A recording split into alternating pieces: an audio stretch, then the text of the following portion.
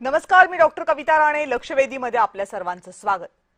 राजकारणामध्ये आव्हानाची भाषा ऐकायला मिळते ती सहसा निवडणुका ऐन भरात असताना. पण महाराष्ट्रात सध्या कोणतीही महत्त्वाची निवडणूक सुरू नसताना सुद्धा आव्हानांची भाषा ऐकू येते. बरं, हे आव्हान देणारे कोण आहेत?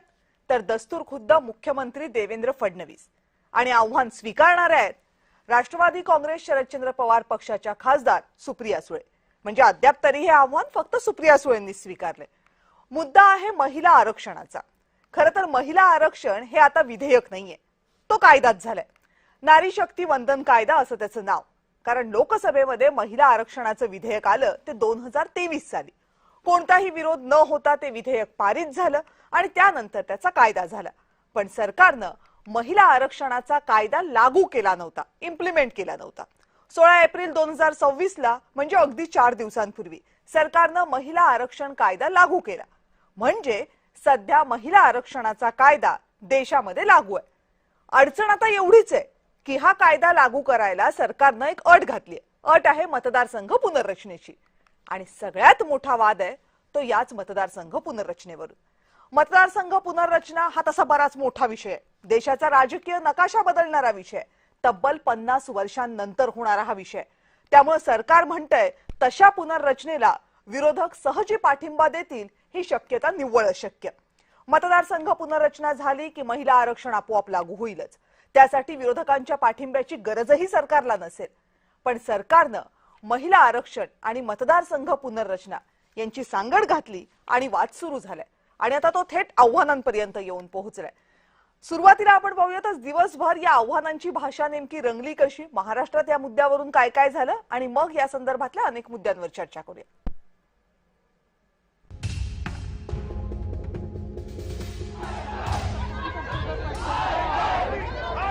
महिला आरक्षणाच्या मुद्द्यावरून देशभरात सध्या गदारोळ सुरू आहे. सत्ताधारी आणि विरोधक एकमेकांच्या विरोधात उभे ठाकले. काँग्रेसमुळे महिलांना आरक्षण देणारा कायदा अंमलात येऊ शकला नाही असा दावा भाजप करते. तर मतदारसंघ पुनर्रचना मंजूर करून घेण्यासाठी भाजप महिला आरक्षणाचा मुखवटा पुढे करते असा आरोप काँग्रेस करते. याच मुद्द्यावरून महाराष्ट्रातही सत्ताधारी आणि विरोधक आमने सामने आले. महिला आरक्षणाच्या मुद्द्यावर विरोधकातील कुणीही माझ्याशी खुली चर्चा करावी असं थेट आव्हान देवेंद्र फडणवीसांनी केले. मी तर आज त्यांना ओपन चॅलेंज देतो, ओपन चॅलेंज, की माझ्या स्तरातल्या कुठल्याही त्यांच्या नेत्यांनी माझ्यासोबत महिला विधेयकाच्या संदर्भात ओपन डिबेट करावी. ओपन डिबेट की याच्यामध्ये काय चूक आहे, या पद्धतीत काय चूक आहे, याच्यावर ओपन डिबेट करावी. फडणवीसांच्या या आव्हानाला खासदार सुप्रिया सुळेंनी उत्तर दिले.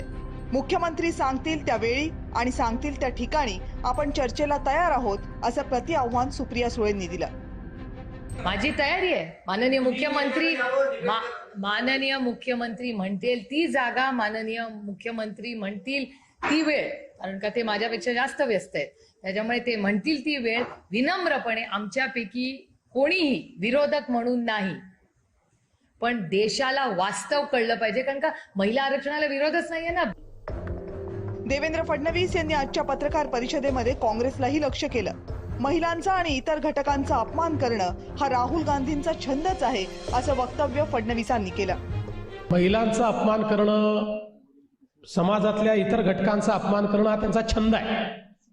त्याच्यामुळे ते काही माफी मागतील, खरं म्हणजे त्यांनी तर साष्टांग दंडवत घालून माफी मागितली पाहिजे महिलांची. मुख्यमंत्र्यांनी नरेंद्र मोदी यांचा आदर्श न पाळता महाराष्ट्राच्या जनतेला काही खोटं सांगू नये, खोटं बोलू नये. महिला आरक्षणासाठी भाजप महाराष्ट्रामधून 1 कोटी महिलांच्या सह्या गोळा करणार आहे. याशिवाय भाजप महिला आरक्षणासाठी मेळावा आयोजित करणार आहे. या सगळ्या गदारोळात 2029ला महिलांना आरक्षण मिळणार की नाही या प्रश्नाचं उत्तर मात्र मिळू शकलेलं नाही. ब्युरो रिपोर्ट, जय महाराष्ट्र. आणि या सगळ्या मुद्द्यांबद्दल चर्चा करण्यासाठी आपल्या सोबत आहेत भाजपच्या प्रवक्त्या आरती पुगावकर. आरतीताई नमस्कार. नमस्कार. काँग्रेसचे प्रवक्ते हनुमंत पवार आपल्या सोबत आहेत. हनुमंतजी नमस्कार. नमस्कार. शिवसेना उद्धव बाळासाहेब ठाकरे गटाचे प्रवक्ते अखिल चित्रे आपल्यासोबत आहेत. अखिलजी नमस्कार. नमस्कार. आणि महाराष्ट्र विधिमंडळाचे माजी प्रधान सचिव डॉक्टर अनंत कळसे आपल्यासोबत आहेत. कळसे सर नमस्कार. कळसे सर, यातल्या सगळ्या राजकारणात जाण्या अगोदर काही टेक्निकल गोष्टी तुमच्याकडनं समजून घ्याव्या लागतील. त्यातली पहिली गोष्ट अशी आहे की मुळात महिला आरक्षण म्हणजे नारी शक्ती वंदन याला विधेयक म्हणायचं का? कारण जर ते लोकसभेमध्ये आणि राज्यसभेमध्ये मंजूर झालं असेल, गॅझेट काढून त्याची नोटिफिकेशन निघालेली असेल इम्प्लिमेंटेशनची, तर त्याला विधेयक म्हणावं का? पहिली गोष्ट ज्याचा वारंवार उल्लेख होतोय. आणि दुसरी महत्वाची गोष्ट, जर हा कायदा लागू करायचा असेल तर खरंच विरोधकांच्या संमतीची गरज केंद्र सरकारला आहे का? नाही, काल काय झालं, आर्टिकल 368 मध्ये घटना दुरुस्तीचं विधेयक इथे पार्लमेंटमध्ये आणलं गेलं, पण ते विधेयक मंजूर झालंच नाही. कारण त्याला घटना दुरुस्तीला जेवढी मतं हवी होती 360 तेवढी मतं मिळू शकली नाही या विधेयकाला. त्यामुळे ते विधेयक लॅप्स झालं. डिलिमिटेशन आणि हे महिलांचं हे दोन्ही विधेयक लॅप्स झाले. पण 2023ला, आता माझ्या समोर कॉपी आहे 2023ला, ती 2023चं जे विधेयक आहे ते एकमताने मंजूर झालं आणि तो कायदा आहे. आणि आज फॉर्च्युनेटली कालच त्या संदर्भातलं मला वाटतं नोटिफिकेशन जे आहे ती सुद्धा प्रत माझ्याकडे आहे. नोटिफिकेशन सुद्धा ते काढण्यात आलेलं आहे. हे बघा, हे नोटिफिकेशन आहे, New Delhi 16 April 2026, ministry of law and justice.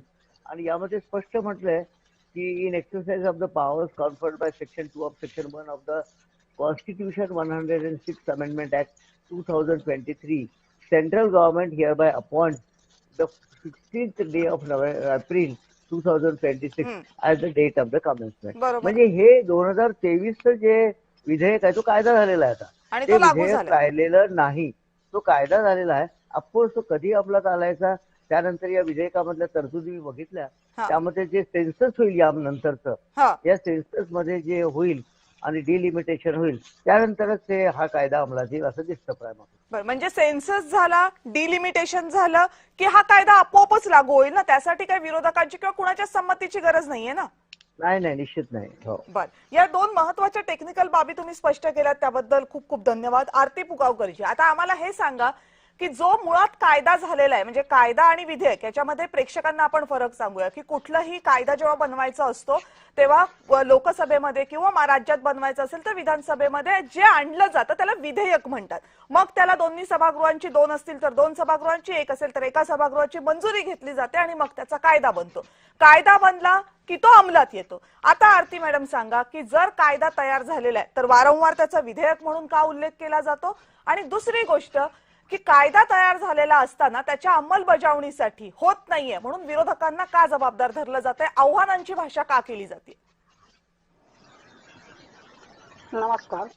सर्वप्रथम असं आहे की हे नारी शक्ती वंदन अधिनियम असं त्याला म्हणलेलं आहे आणि त्याच्यासाठी तुम्ही म्हणताय की मंजुरी का हवी दोन्ही सभागृहांची. बघा, असं आहे की जेव्हा भारतीय जनता पार्टीने किंवा केंद्रातल्या एनडीए सरकारने जर एखादा निर्णय घेतला, जर एखादा कायदा आणला आणि तो लागू केला तर त्याच्यावरही विरोधक गदारोळ घालतातच. आणि मग कसं बघा, या मोदी सरकार कशा प्रकारे स्वतःची मनमानी करतंय आणि कशा प्रकारे हे हुकुमशाही करतायत, अशा प्रकारच्या तानाशाही करतायत असे आरोप केले जातात. आणि महिला विधेयक हे असं आहे की त्याला जर सगळ्यांची संमती घेतली तर त्यात वाईट कुठे आहे? आणि खरं तर सगळ्यांनी सहमती देणं अपेक्षित होतं, परंतु जेव्हा ते मताला पडलं तेव्हा तिथे काय झालं हे आपण पाहिलं.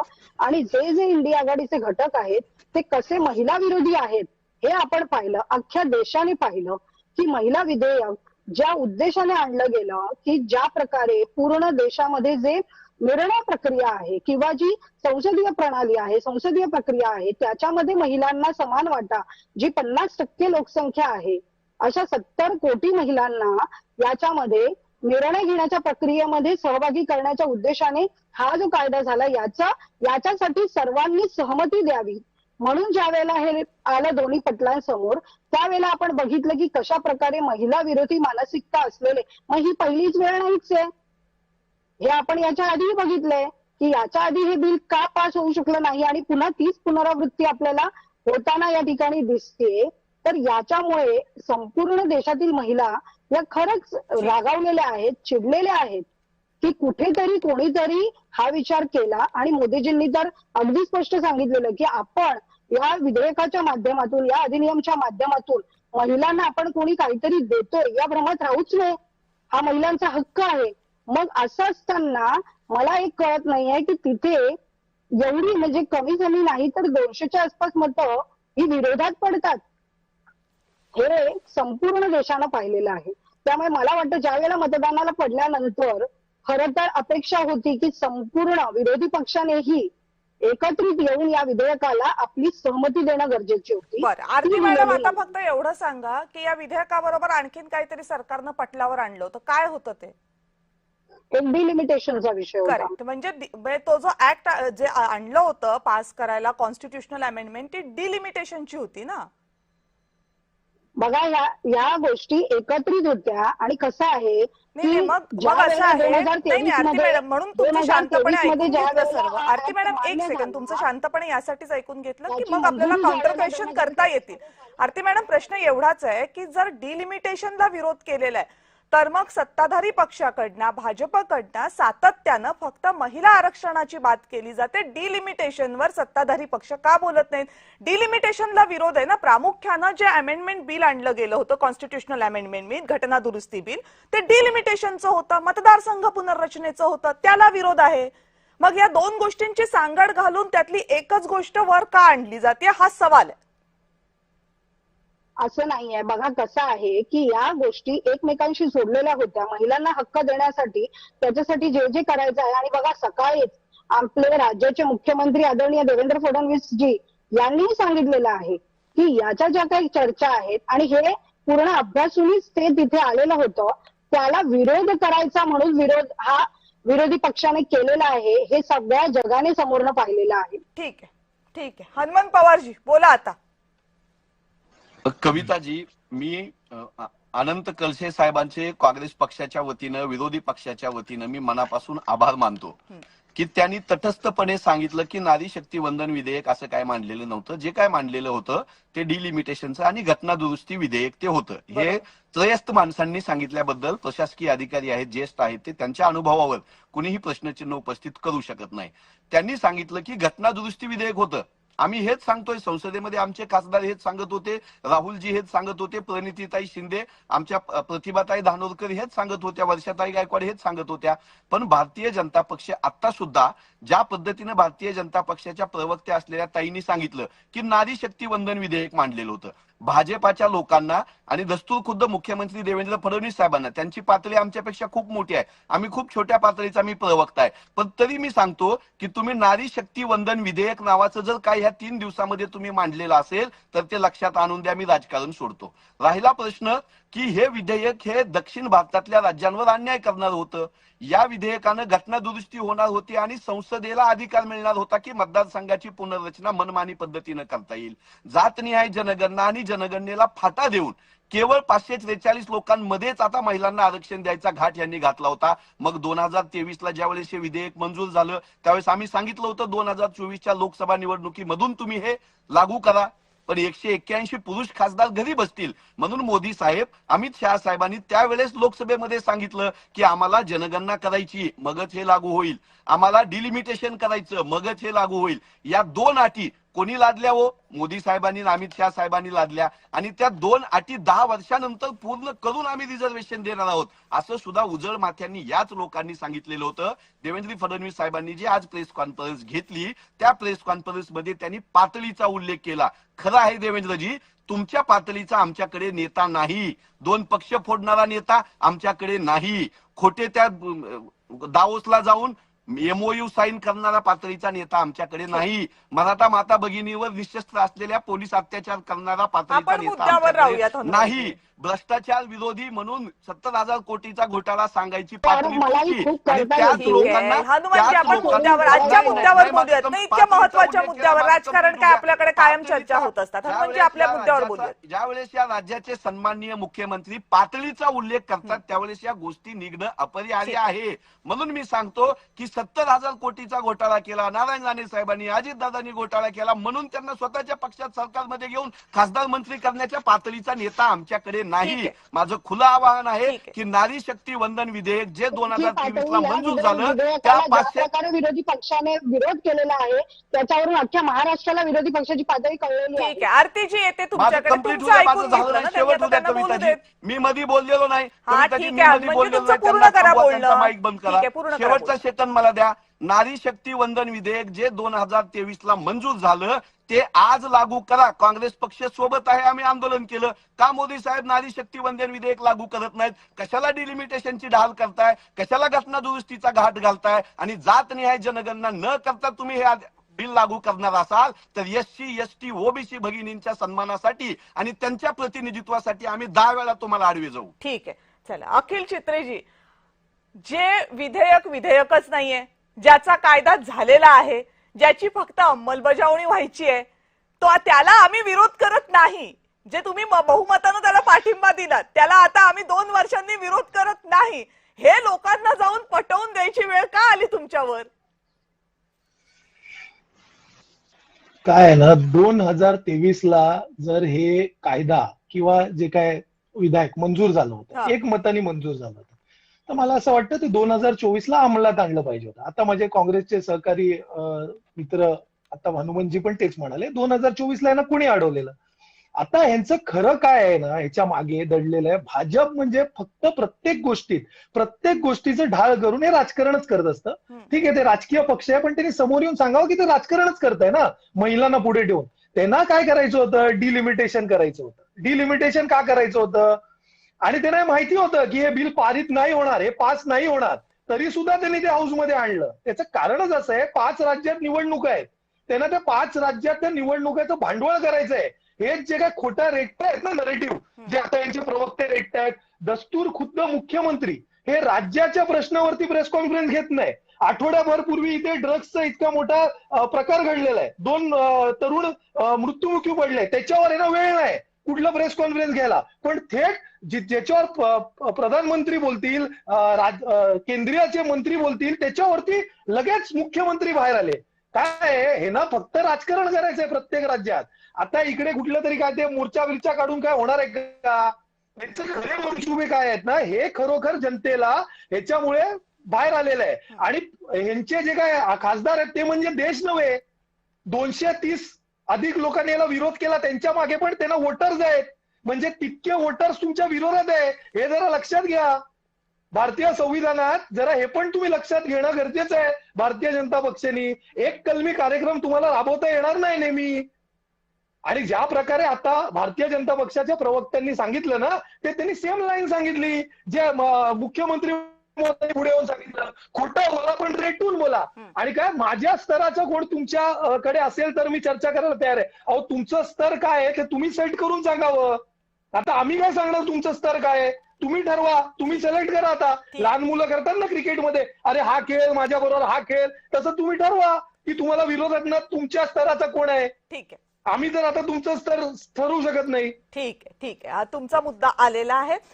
कळसे सर, मला आणखीन एका टेक्निकल गोष्टीत तुमच्याकडनं माहिती हवी. ती टेक्निकल बाब अशी आहे की मुळात ही जी डिलिमिटेशनची अट हा कायदा राबवण्यासाठी, म्हणजे महिलांना आरक्षण द्यायचं असेल तर 2023 नंतर एक जनगणना होईल, त्या जनगणनेवर आधारित मतदारसंघ पुनर्रचना होईल आणि त्या पुनर्रचनेनंतर महिलांना 33% जागा, ज्या काही जागा वाढतील लोकसभेच्या त्याच्यात 33% जागा महिलांना आरक्षित देऊन निवडणुका घेता येईल अशी ही अट होती. आता ही अट जर सरकारला अडचणीची जात असेल आणि 2011च्या सेन्ससनुसार सरकारला करायचं असेल तर त्याच्यासाठी घटना दुरुस्ती करावी लागणार आहे का? एक गोष्ट. आणि हे जे डिलिमिटेशनचं बिल सरकारने मांडलं ते विशेष अधिवेशनामध्ये मांडलं. मुळात विशेष अधिवेशन कशासाठी असतं? म्हणजे डिलिमिटेशनच्या बिलसाठी खरंच विशेष अधिवेशनाची गरज असते का?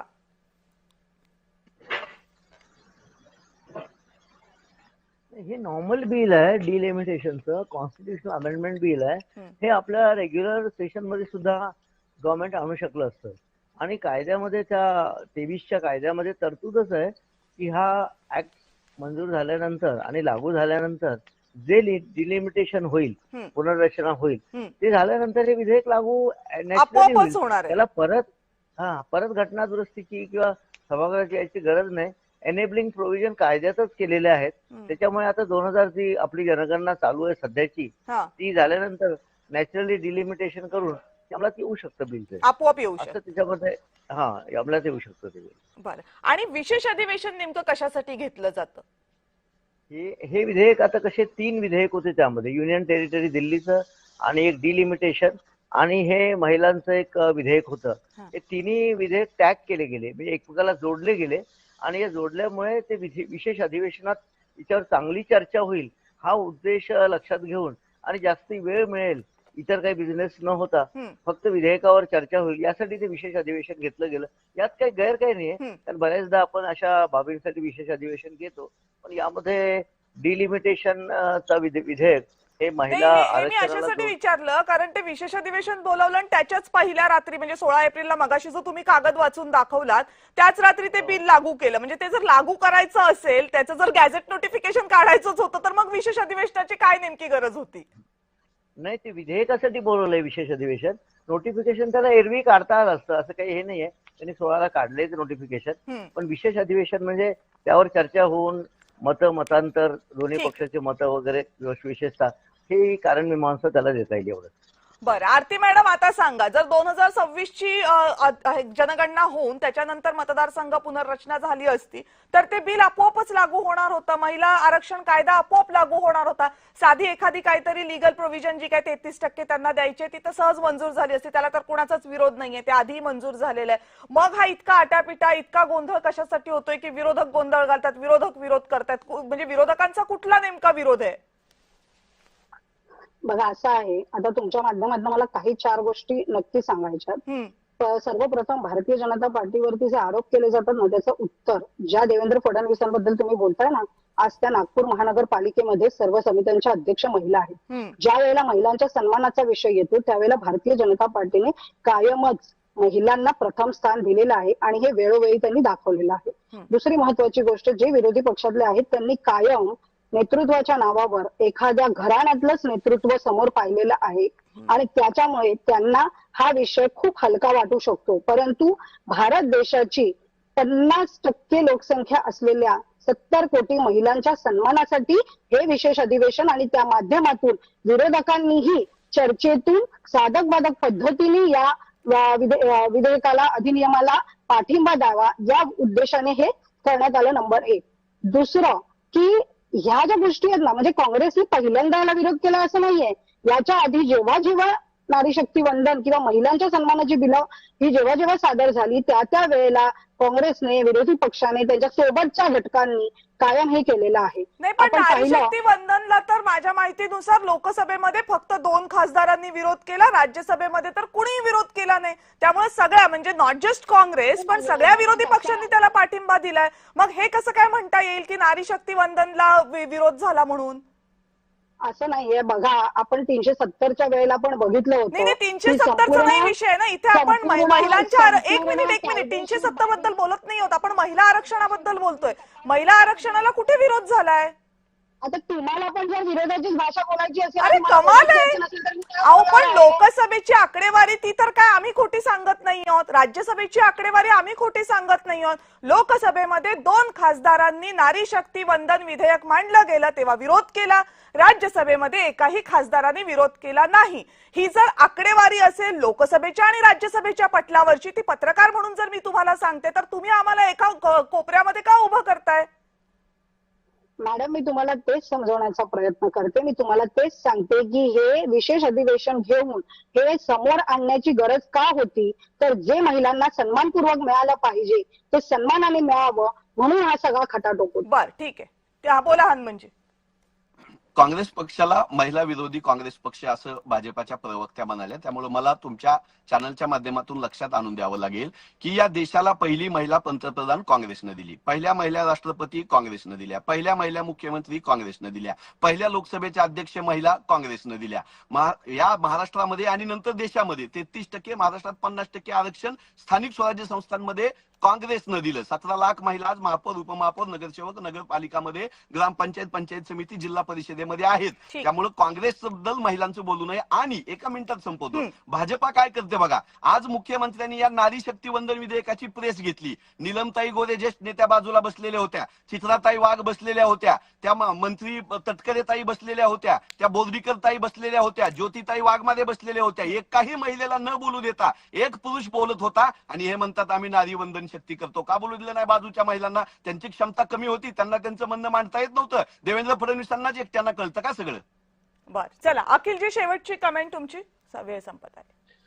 नारी शक्ती वंदन आणि 33% आरक्षण महिलांना, ह्याला शिवसेना, उद्धव बाळासाहेब ठाकरे पक्ष असेल किंवा विरोधी पक्ष असेल, कोणाचाही विरोध नव्हता. ज्या प्रकारे खडसे सरांनी सांगितलं, त्यांनी 3 विषय एकत्र टॅग केले, ते करायची त्यांना काही आवश्यकता नव्हती. त्यांचे खरे मनसुबे हे महिला आरक्षण नव्हतंच, तर त्यांचे वेगळे मनसुबे होते. हे काय आता लपून राहिलेलं नाहीये, त्याचा पर्दाफाश झालेला आहे. आणि पहिला प्रश्न, आम्ही महिलांचा आदर करतो की नाही, तर आज देवेंद्र फडणवीसजींच्या बाजूला ज्या नीलम गोरेताई बसलेल्या ना, त्यांना